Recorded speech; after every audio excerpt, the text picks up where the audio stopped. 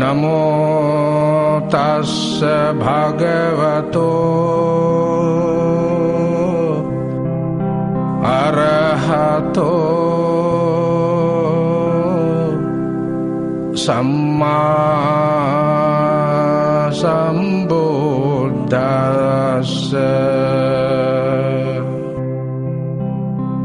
सब्ब पापस्य अकरणं कुशलस्य उपसम्पदा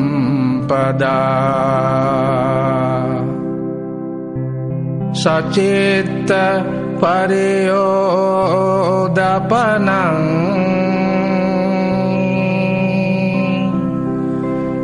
एतं बुद्धान शासनं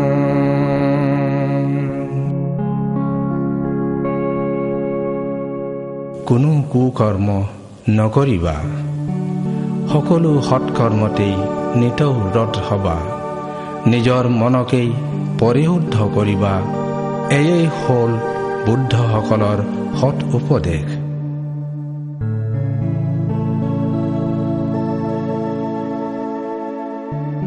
বুদ্ধ জয়ন্তী। ৰাজকুমাৰ সিদ্ধাৰ্থৰ জন্ম, তেওঁৰ বুদ্ধত্ব জ্ঞান প্ৰাপ্ত আৰু তেওঁৰ মহাপৰিনিৰ্বাণ লাভ একেই দিনতেই সংঘটিত হোৱা এই তিনিটা ঘটনাকে আদি কৰি বিশ্ব বৌদ্ধসকলে বুদ্ধ জয়ন্তী পালন কৰে। সুখ বুদ্ধানাং উপাদ সুখা সাদ্ধম্মা দেশনা সুখা সংঘস্য সামগ্ৰী সমগ্ৰানাং তাপো সুখ। সুখেই বুদ্ধসকলৰ হোৱা আবিৰ্ভাৱ, সুখেই সদ্ধৰ্ম শ্ৰৱণৰ পোৱা অৱকাশ, সুখেই সংঘৰ সামগ্ৰী, সুখেই সামগ্ৰী লোকৰ দৃঢ় তপস্যা।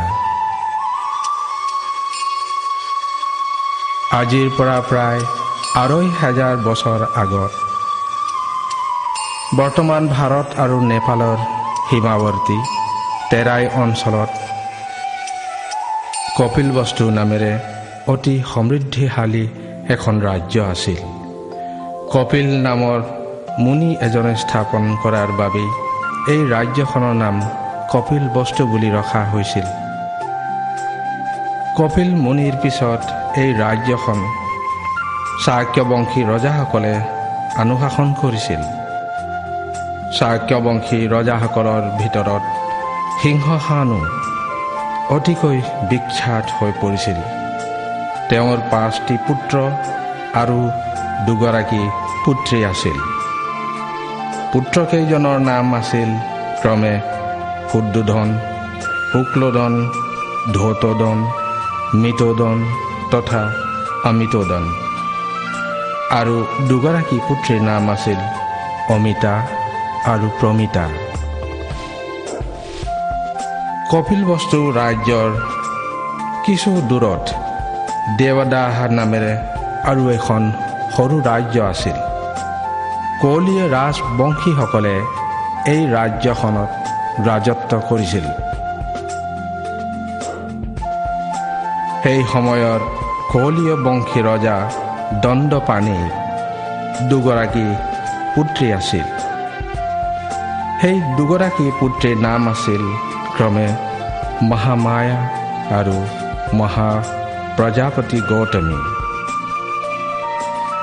কপিলবস্তুৰ শাক্যবংশী ৰাজকুমাৰ শুদ্ধোধনে এই কন্যা ২গৰাকীকে বিয়া পাতি লৈছিল আৰু সিংহশানু ৰজাৰ মৃত্যুৰ পিছত তেওঁ কপিলবস্তু ৰাজ্যৰ ৰাজপাটত বহিল।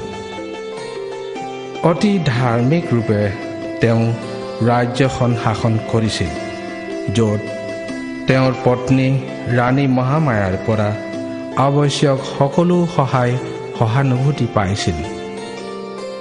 এইদৰে সুখেৰে সম্প্ৰীতিৰে সময় ব্যতিক্ৰম কৰি থাকোঁতে এদিনাখন আহাৰী পূৰ্ণিমা ৰাতিত মহামায়া দেৱীয়ে এটি অদ্ভুত সপোন দেখিছিল।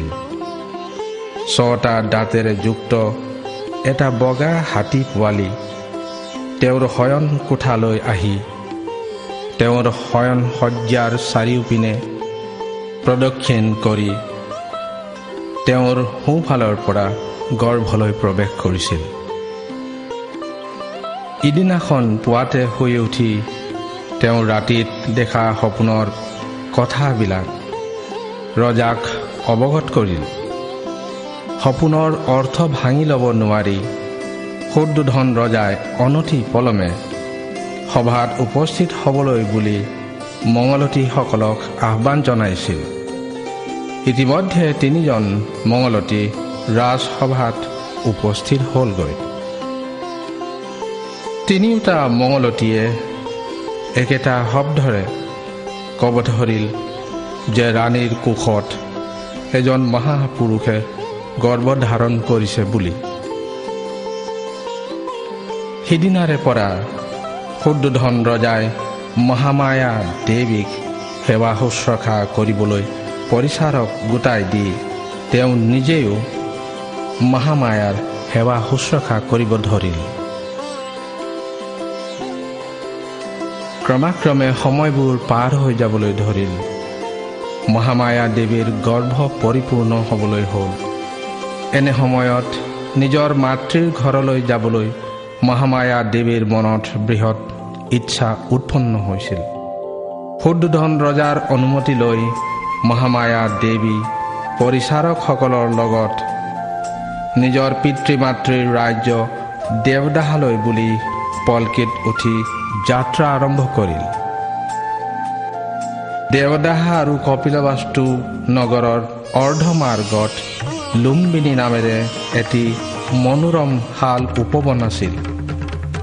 বাট কৰি গৈ থকাৰ সময়তেই মহামায়া দেৱীক প্ৰসৱ বেদনা অনুভৱ হ'ব ধৰিল। সিদিনা আছিল বহাগী পূৰ্ণিমাৰ দিন। লুম্বিনী শাল উপবন ভৰি নানা বিধৰ ফুল ফুলি আছিল। কিছু সময় ইয়াতেই জিৰণি লৈ যাবলৈ মহামায়া দেৱীৰ মনত ইচ্ছা জাগি উঠিল। ইতিমধ্যে পৰিচাৰকসকলৰ লগতে লুম্বিনী শাল উপবনত প্ৰৱেশ কৰি মহামায়া দেৱীয়ে শাল গছ এজোপাৰ ছাঁত গছৰ ডাল এটাত ধৰি থিয় হৈ ৰৈ পৰিল। এইদৰে শাল গছৰ ছাঁত জিৰণি লৈ থকাৰ সময়তেই মহামায়া দেৱীয়ে পুত্ৰ সন্তান এটিক জন্ম দিছিল।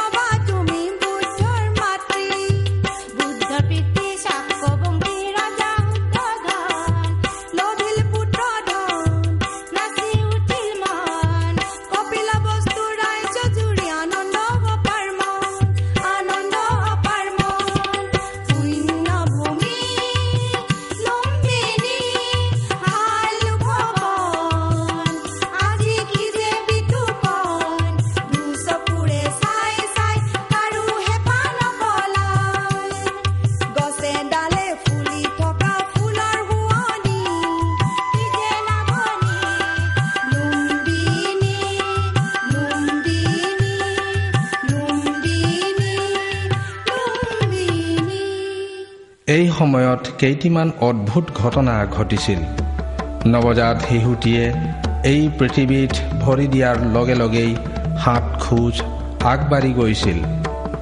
সেই প্ৰতিটো খোজতেই এপাহিকৈ হাত পাহি পদুম ফুল ফুলি উঠিছিল। কিছুদূৰ আগবাঢ়ি গৈ শিশুটিয়ে এনে এটি উদান বাক্য প্ৰকাশ কৰিছিল, আগ্গো হামাস্মি লোকাস্য সেথো হামাস্মি লোকাস্য জেথো হামাস্মি লোকাস্য আয়মন্তিম জাতি নাথিদানি পুনঃভৱ। অৰ্থাৎ মই এই জগতত অগ্ৰ হওঁ, মই এই জগতত শ্ৰেষ্ঠ হওঁ, মই এই জগতত জ্যেষ্ঠ হওঁ। এয়েই মোৰ অন্তিম জনম আৰু মোৰ পুনৰ জনম কেতিয়াও নহ'ব। এই শিশুটিৰ জন্ম হোৱাৰ লগতেই আৰু 5জনৰ জন্ম হৈছিল তথা বোধি বৃক্ষৰো এদিনাই জন্ম হৈছিল। সেই 5জনৰ ভিতৰত দেৱদত্ত, যশোধৰা, ছন্নসাৰথী, কণ্ঠক ঘোঁৰা আৰু কালুদাই আমি ইয়াত উল্লেখ কৰিবই লাগিব। শিশুটিৰ জন্ম হোৱাৰ সময়তেই দেৱী দেৱতাসকলেও সুখত পুষ্পবৃষ্টি কৰিছিল আৰু দেৱী দেৱতাসকলে পৰিৱেশন কৰা তুৰ্যনাট ঘুমঘুমাই উঠিছিল। শিশুটিক জন্ম দিয়াৰ পিছত মহামায়া দেৱী দেৱদাহলৈ নগৈ কপিলবস্তুলৈ উভতি আহিল। শুদ্ধোধন ৰাজ পৰিয়ালত পুত্ৰ সন্তান এটিৰ জন্ম হোৱাৰ বাতৰি ৰাজ্যজুৰি বিয়পি পৰিল আৰু ৰাজ্যজুৰি নাচ গানৰ উৎসৱ ইত্যাদি সংঘটিত হ'ব ধৰিল। কিন্তু এটা অভাগ্যৰ কথা যে এই শিশুটিক জন্ম দিয়া জননী মহামায়া দেৱী শিশুটিক জন্ম দি 7 দিনৰ পিছত পাৰলোকগত হয়। মহিমাক মহাপ্ৰজাপতি গৌতমীয়ে শিশুটিক আদৰে সাদৰে আৰু অতি সযতনে তুলি তাৰি লৈছিল। যথা সময়ত শিশুটিৰ নামকৰণৰ বাবে ৰজা শুদ্ধোধন ডাঙৰ মেলা এটা আয়োজন কৰিছিল। শিশুটিৰ নামকৰণৰ বাবে জ্ঞানী গুণী 4জন ঋষি মুনিক ৰাজসভাত উপস্থিত হ'বলৈ ৰজাই আহ্বান জনাইছিল। তেখেতসকলৰ নাম আছিল ক্ৰমে উদ্ৰকাৰাম, আলাৰ কালাম, বিশ্বামিত্ৰ তথা আশীত কাল দেৱলা আছিল। প্ৰত্যেকজন মুনিয়ে শিশুটিৰ জন্ম পঞ্জিকাখন বনাই লৈ মঙল চাব ধৰিল। এই শিশুটি যদি ঘৰ সংসাৰ পাতে তেন্তে ই মহাপ্ৰতাপী চক্ৰৱৰ্তী ৰজা হ'ব আৰু যদি ঘৰ সংসাৰ ত্যাগ কৰে তেন্তে ই বুদ্ধ হ'ব বুলি ঋষি মুনিসকলে ক'বলৈ ধৰিল। তেওঁলোকৰ মাজত অচিত মুনিয়ে শিশুটিৰ 32টা শাৰীৰিক লক্ষণবিলাক দেখি এই শিশুটি একান্তই বুদ্ধ হ'ব বুলি প্ৰকাশ কৰিল। মহামানৱ বুদ্ধ হৈ এই শিশুটিয়ে বহুতো প্ৰাণীক এই দুখময় সংসাৰৰ পৰা উদ্ধাৰ কৰিব। গতিকে এই শিশুটিৰ নাম সিদ্ধাৰ্থ ৰখা হওক বুলি মুনিয়ে ক'লে। ইতিমধ্যে শিশুটিৰ নাম সিদ্ধাৰ্থ ৰখা হ'ল। সিদ্ধাৰ্থ সৰুকালৰে পৰা বৰ চিন্তাশীল তথা দয়াশীল আছিল। মানুহ মাত্ৰেই নহয়, সকলো জীৱ জন্তুৰ প্ৰতি তেওঁৰ মনত অৱৰ্ণিত দয়া ও মৰম চেনেহ আছিল। তেওঁৰ সমনীয়া দেৱদত্তই এদিন আকাশেদি উৰি গৈ থকা এটি হংসক তীৰ মাৰি আঘাত কৰিছিল। আহত সেই হংসটি সিদ্ধাৰ্থই ঠেলি থকা প্ৰদেশত পতিত হৈছিল। তীৰ লাগি বেদনাত ছটফটাই থকা সংসতি হাতত তুলি লৈ তীৰডাল উলিয়াই পেলাই বন ঔষধ সানি সিদ্ধাৰ্থই সংসতিক আগৰ দৰেই সজীৱী কৰি তুলিছিল। দেৱদত্তই সংসতি সিদ্ধাৰ্থৰ পৰা কাঢ়ি ল'বলৈ যথেষ্ট চেষ্টা কৰিছিল, কিন্তু নোৱাৰিল। সংসতিৰ অধিকাৰ বিচাৰ কৰিবলৈ দুয়ো সংগতিক লৈ ৰাজসভাত গৈ ওলালগৈ। ৰাজসভাত বিচাৰকসকলে ক'বলৈ ধৰিলে যে জীৱ হত্যা কৰাজনতকৈ জীৱক প্ৰাণ দিয়াজনৰ বেছি অধিকাৰ আছে বুলি, আৰু ইতিমধ্যে সংসতি সিদ্ধাৰ্থকেই সঁপি দিয়ক বুলি ক'লে। সংসতি লৈ সিদ্ধাৰ্থ কুমাৰে উৰুৱাই পেলালে। এইটোৰ কাৰণেই দেৱদত্ত আজীৱনকাল ভগৱান বুদ্ধৰ শত্ৰুই হৈ ৰ'ল। উপযুক্ত সময়ত ৰজা শুদ্ধোধন আৰু ৰাণী মহাপ্ৰজাপতি গৌতমীয়ে সুপ্ৰবুদ্ধ চাক্যৰ দুহিতা যশোধৰাৰ লগত সিদ্ধাৰ্থৰ বিবাহ সম্পন্ন কৰি দিছিল। লগে লগে পিতৃ ৰজা শুদ্ধোধনে ৰাজকুমাৰ সিদ্ধাৰ্থক যুৱৰাজত উপনীত কৰিছিল। এদিনাখন যুৱৰাজ সিদ্ধাৰ্থই ৰাজ্য ভ্ৰমণ কৰিবলৈ সাৰথী চন্নৰ লগত কণ্ঠক ঘোঁৰাৰ পিঠিত বহি ৰাজকাৰেঙৰ পৰা ওলাই গৈছিল।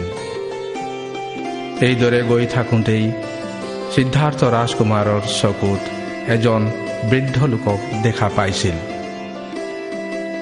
সাৰথী চন্নৰ পৰা তেওঁৰ বিষয়ে জানিবলৈ পোৱাৰ পিছত সিদ্ধাৰ্থ ৰাজকুমাৰ আগলৈ নগৈ ৰাজকাৰেঙলৈ উভতি গৈছিল। আৰু দ্বিতীয় দিনা যেতিয়া সিদ্ধাৰ্থ ৰাজকুমাৰ চন্নৰ লগত পুনৰ ৰাজ্য ভ্ৰমণ কৰিবলৈ গৈছিল, তেতিয়া বাটৰ কিনাৰত বহি শোক শোকাই দুখ ভুগি থকা এজন বেমাৰী মানুহক দেখা পাইছিল। সিদিনাও সিদ্ধাৰ্থ কুমাৰ ৰাজ্য ভ্ৰমণ নকৰি পুনৰ ৰাজকাৰেঙলৈ উভতি গৈছিল। তৃতীয় দিনা যেতিয়া ৰাজকুমাৰ সিদ্ধাৰ্থই পুনৰ তেওঁৰ সাৰথী চন্নৰ লগত ৰাজ্য ভ্ৰমণ কৰিবলৈ ওলাই গৈছিল, সিদিনা দেখা পাইছিল যে কেইজনমান মানুহ লগ লাগি এটা মৃতদেহ কান্ধত ভুকি শ্মশানলৈ গৈ আছিল। আৰু মানুহ জনম হ'লেই মৰিব লাগে, এই কথা চন্নৰ পৰা জানিবলৈ পাই তেওঁ ৰাজকাৰেঙলৈ পুনৰ উভতি গৈছিল।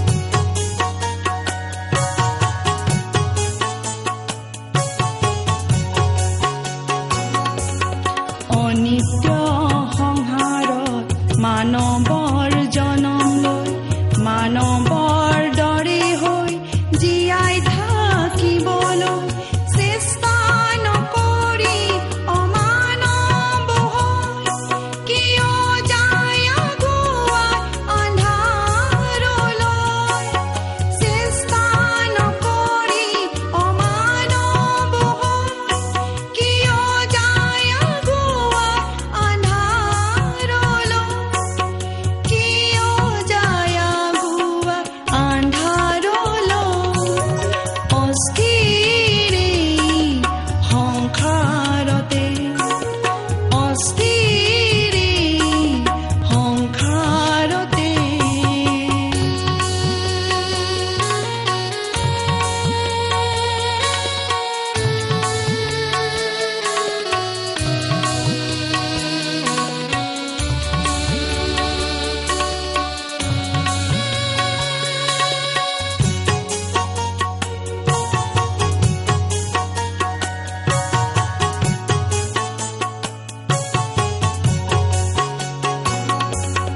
মুখত হাঁহি নাই চকুত অশ্ৰু নাই নিশাটো টোপনি নাই দিনত থামিয়া জন্তুৰূপী মানৱ যায় আগুৱাই হিংসা বৈৰী হৃদয়ত বসুৱাই মানৱে মানৱক থাকে নচুৱাই পাপীক কৰে ঘিণ পাপক লৈ চপাই পাপীক কৰে ঘিণ পাপক লৈ চপাই অস্থিৰ সংসাৰতে অস্থিৰ সংসাৰতে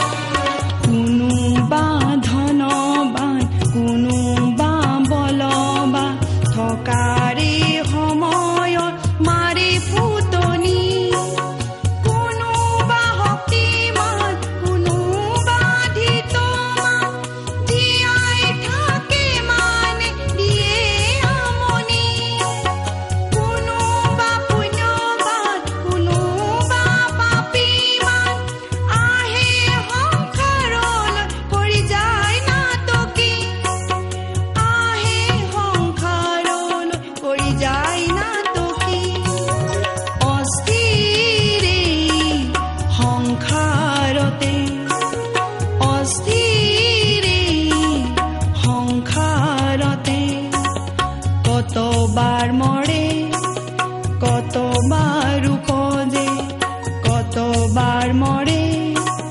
কতবাৰ উপজে অনুমান কৰিব পাৰে কোনে অস্থিৰ সংসাৰতে অস্থিৰ সংসাৰতে উভতি গৈ নিজেই দেখি অহা দৃশ্যবোৰৰ প্ৰতি ৰাজকুমাৰ চিন্তা কৰিব ধৰিল চতুৰ্থ দিনা যেতিয়া ৰাজকুমাৰ সিদ্ধাৰ্থই পুনৰ ৰাজ্য ভ্ৰমণ কৰিবলৈ ওলাই গৈছিল সেইদিনা আকস্মিকভাৱে এজন সংসাৰৰ দুখৰ পৰা মুক্ত পথত চলি থকা সন্ন্যাসী এজন দেখি পাইছিল আৰু চন্নৰ মুখৰ পৰা সেই সন্ন্যাসীজনৰ বিষয়ে জানিবলৈ পাই সিদ্ধাৰ্থ ৰাজকুমাৰ নিজেও ঘৰ সংসাৰ ত্যাগ কৰি সন্ন্যাসী বেশ ধৰিবলৈ সিদ্ধান্ত কৰি লৈছিল নিজ চকুৰে দেখি অহা দৃশ্যবোৰ স্মৰণ কৰি ভাবিব ধৰিল যে এই পৃথিৱীত উদ্ভৱ হোৱা কোনো বস্তুৰে স্থিৰতা নাই জৰা জন্ম ব্যাধি মৰণ এইবোৰৰ পৰা কোনোৱেই হাত হাৰিব নোৱাৰে। জন্ম হ'লেই মৰিব লাগিব। এই জন্ম আৰু মৰণৰ পৰা মুক্ত হ'ব পৰা পথ কি আছে? এইবোৰৰ সত্য অসত্য কি তাকেই বিচাৰি উলিয়াবলৈ মই আজিয়েই ঘৰ সংসাৰ ত্যাগ কৰিম। এইদৰে ভাবি ৰাজকাৰেঙলৈ উভতি আহি থকাৰ সময়ত শুদ্ধোধন ৰজাৰ মহামন্ত্ৰী কালুদাই আগবাঢ়ি আহি যুৱৰাণী যশোধৰাই পুত্ৰ সন্তান এটিক জন্ম দিছে বুলি ৰাজকুমাৰ সিদ্ধাৰ্থক জাননী দিলে। বাতৰিটো শুনাৰ লগে লগেই ৰাজকুমাৰ সিদ্ধাৰ্থৰ মুখত ৰাহুলাং জাতাং বন্দনাং জাতাং অৰ্থাৎ ৰাহু জন্মিল মোক বাধা দিবলৈ বুলি কৈ পৰিল। ইতিমধ্যে সেই নৱজাত পুত্ৰ সন্তানটিৰ নাম ৰাহুল বুলিয়েই ৰখা হৈছিল। পুত্ৰ সন্তান এটি লাভ কৰিব পাৰিও ৰাজকুমাৰ সিদ্ধাৰ্থৰ মনত আনন্দ নাহিল। সিদিনা আষাঢ়ী পূৰ্ণিমা ৰাতি আছিল। ৰাজকাৰেঙত সকলোৱে ভৰ টোপনিত ডুব গৈ থকাৰ সময়ত ৰাজকুমাৰ সিদ্ধাৰ্থই তেওঁৰ নৱজাত পুত্ৰ ৰাহুল আৰু তেওঁৰ চেনেহৰ পত্নী যশোধৰাক এবাৰ ঘূৰি চাই সাৰথী চন্নৰ লগত কণ্ঠক ঘোঁৰাত উঠি ৰাজকাৰেঙৰ পৰা সকলোকে ত্যাগ কৰি অভিনিষ্ক্ৰমণ কৰিল। অনমা নদী পাৰ হৈ ৰাজ পোছাকবিলাক খুলি চন্নৰ হাতত সপি দি ৰাজকুমাৰ সিদ্ধাৰ্থ সন্যাসীৰ বেগ ধৰি চন্নক ক'লে,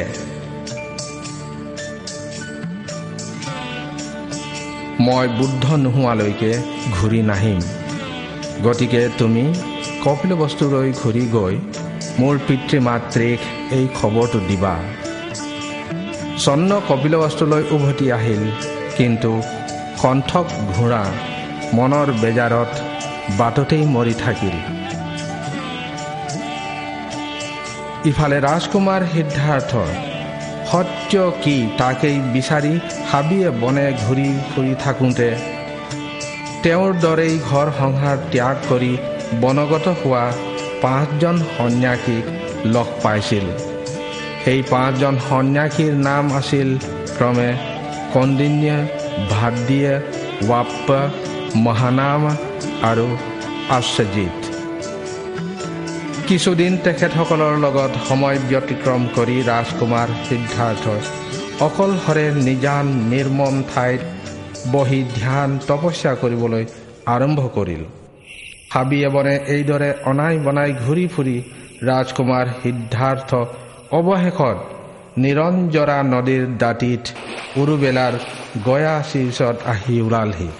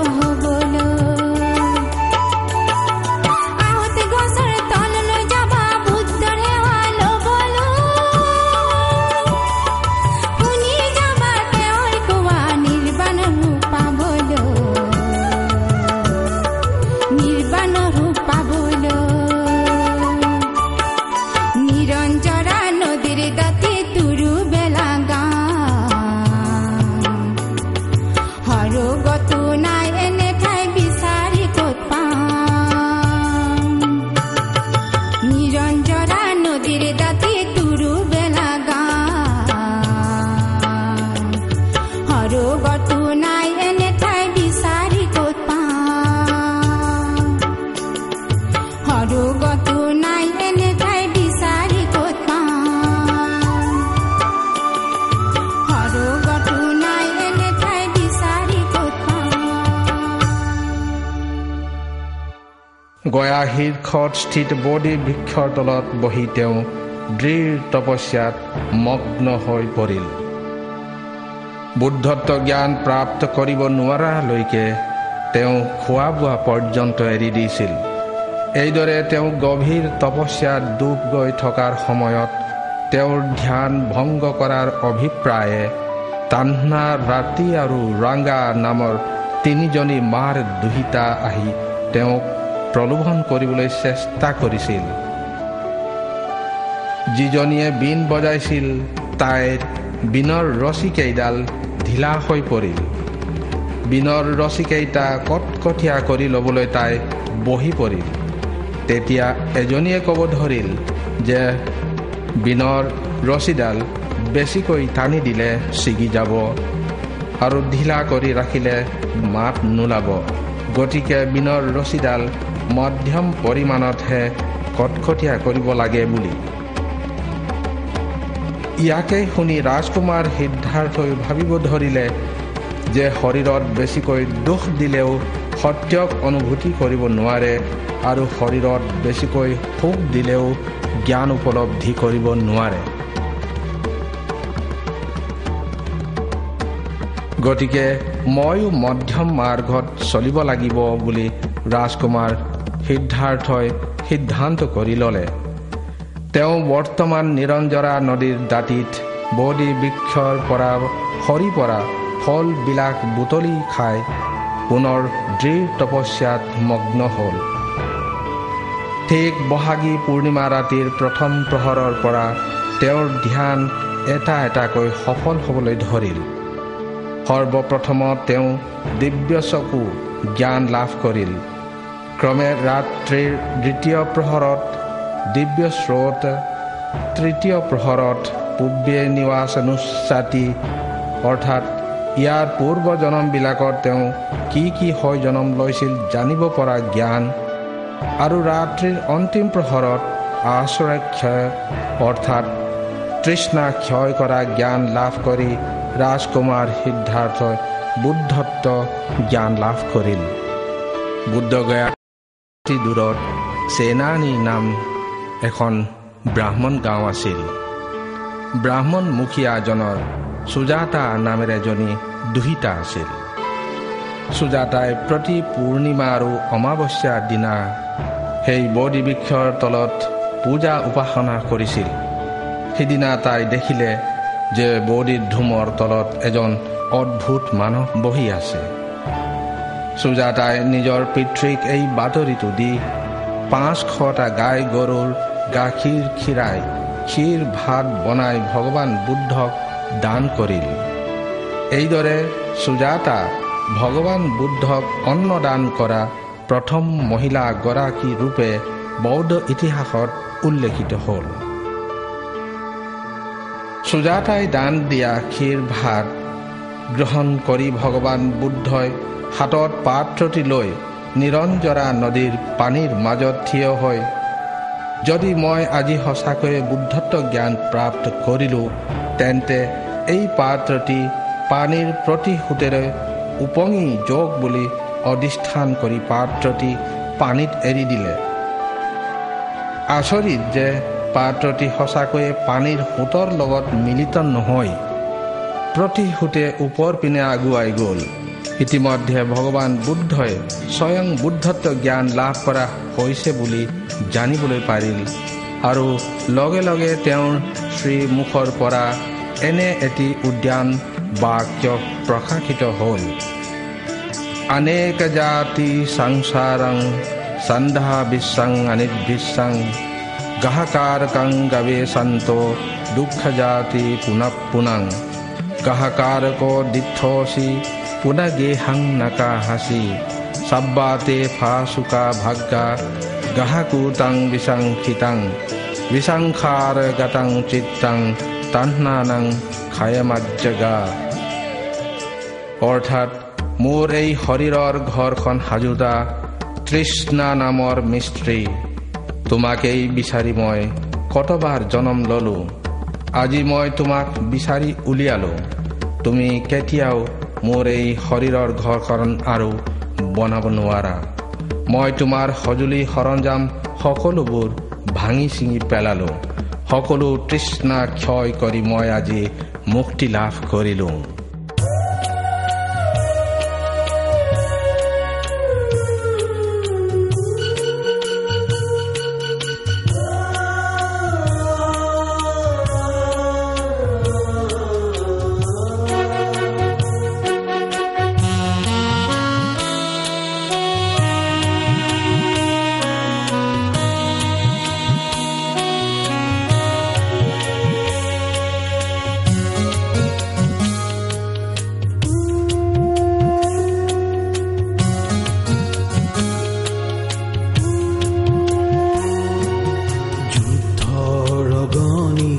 জ্বলিছে ধৰণী ক্ষুধা জননী, তোকে চকু পানী অ মানৱে মানৱ নিচিনে নেজানে, মানৱে মানৱ মানুহ নেভাবে, মানৱৰ নাই কোনো অসংযমতা, মানৱৰ নাই কোনো দয়াশীলতা।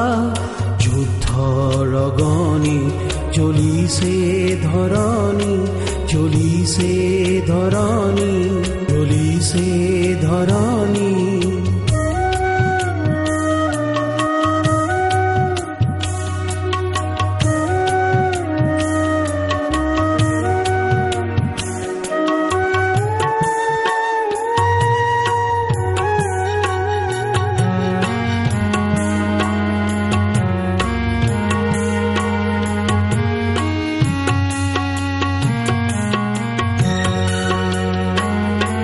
ধৰ্মৰ নামতো জ্বলিছে অগণি, কৰমৰ নামতো জ্বলিছে অগণি, দেশৰ নামতো জ্বলিছে অগণি, সীমাৰ নামতো জ্বলিছে অগণি। এইহে নগণি নুমাব কোনে, এইহে নগণি নুমাব কোনে। যুদ্ধৰ অগণি জ্বলিছে ধৰণী, ক্ষুধা জননী, তোকে চকু পানী অ মানৱে মানৱ নিচিনে নেজানে, মানৱে মানৱ মানুহ নেভাবে, মানৱৰ নাই কোনো অসংযমতা, মানৱৰ নাই কোনো দয়াশীলতা। যুদ্ধৰ অগণি জ্বলিছে ধৰণী, জ্বলিছে ধৰণী, জ্বলিছে ধৰণী।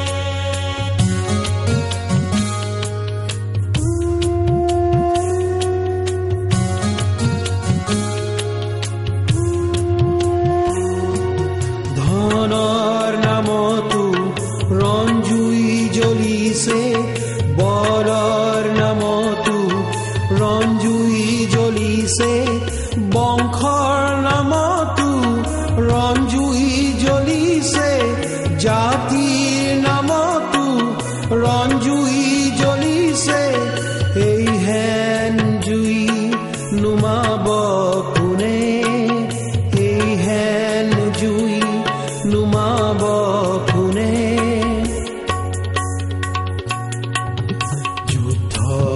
গণি জ্বলিছে ধৰণী বসুধা জননী তোকে চকু পানী মানৱে মানৱ নিচিনে নেজানে মানৱে মানৱ মানুহ নেভাবে মানৱৰ নাই কোনো অসংযমতা মানৱৰ নাই কোনো দয়াশীলতা যুদ্ধৰ গণিত জ্বলিছে ধৰণী জ্বলিছে ধৰণী জ্বলিছে ধৰণী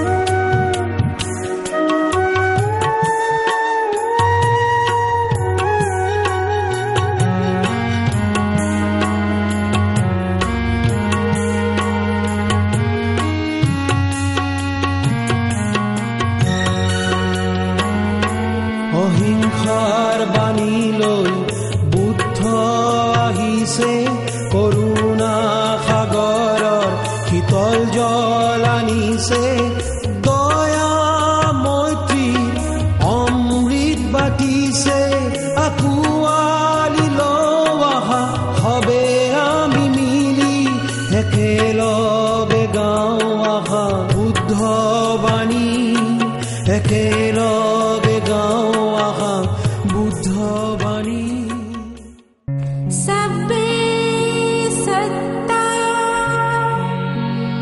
সুখী হন্ত সবে হন্ত খেমিনা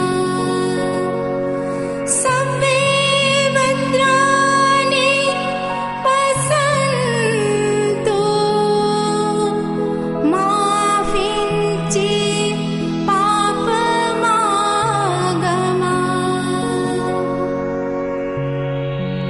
সকলো প্ৰাণীয়ে সুখী হওক সকলো প্ৰাণীয়ে হওক নিৰ্ভীক ইজনে সিজনক প্ৰিয় চকুৰে চাওক কোনোৱে কাৰো নকৰক অপৰাধ যুদ্ধৰ গণি জ্বলিছে ধৰণী বসুধা জননী তোকে চকু পানী